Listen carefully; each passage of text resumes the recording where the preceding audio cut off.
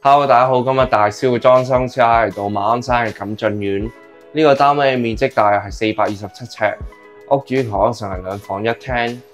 今次個單位嘅裝修風格係呢個簡約嘅路線，我哋希望有一種簡約同埋企理嘅感覺。非常感謝業主信任，中咗係本公司嘅居屋基本裝修套餐加升級工程。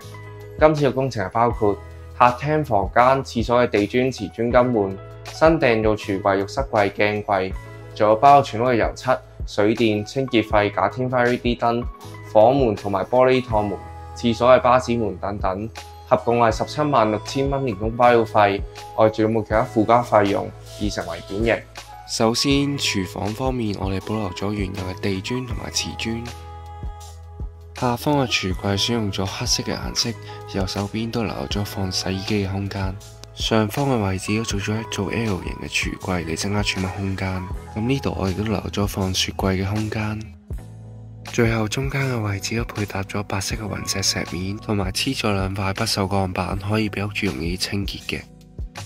之後嚟到廁所門方面，我哋採用咗白色嘅巴士門。廁所主要用咗灰色嘅顏色嚟做主調。淋浴空間方面，我哋用咗瓷磚嚟砌咗一個浴缸。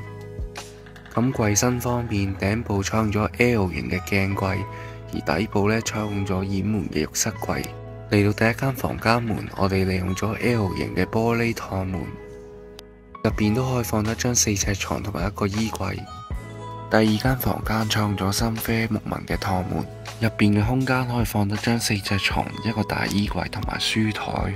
最後整體嘅客廳同房間採用咗淺灰木紋嘅地磚，而油漆方面採用咗米黃色嘅顏色。